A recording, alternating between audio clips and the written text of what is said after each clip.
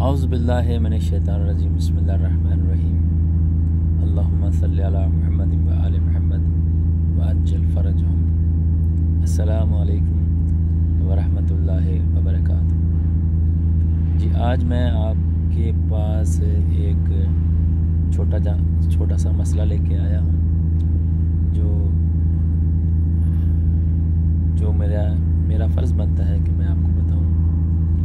अगर आप जानते हैं तो बहुत अच्छी बात है, ये जो नहीं जानता चले उसको पता चल जाएगा।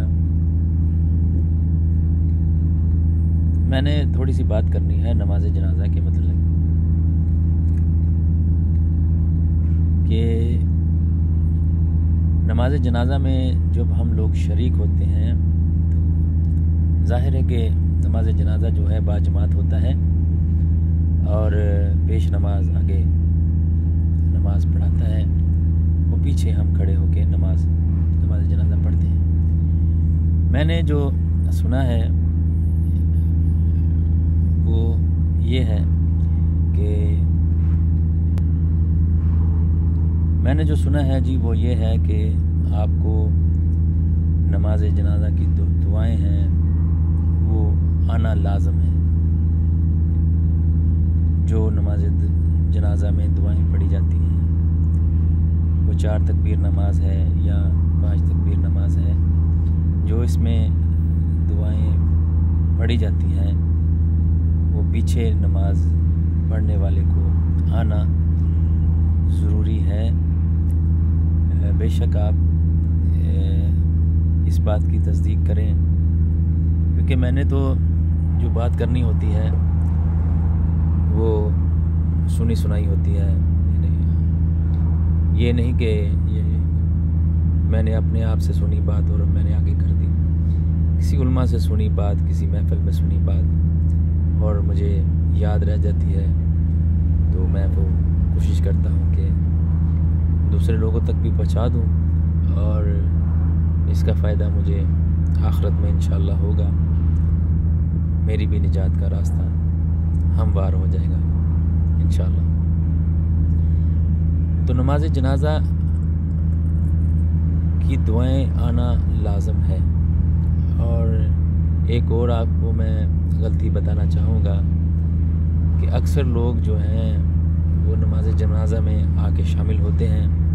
अगर देर से शामिल होते हैं, मिसाल के तौर पे 4 तकबीर नमाज है या 5 तकबीर नमाज है, तो बाज़ लोगों को वज़ू करने में या किसी और मसले में किसी भी वजह से वो देर हो जाती है और आके वो नमाज जनाजा में शामिल होते हैं। जब तक वो शामिल होते हैं 2 तकबीरें गुज़र गई हैं या 3 तकबीरें गुज़र गई हैं या 1 तकबीर गुज़र गई है, तो वो बंदा क्या करता है कि वो शामिल होता है।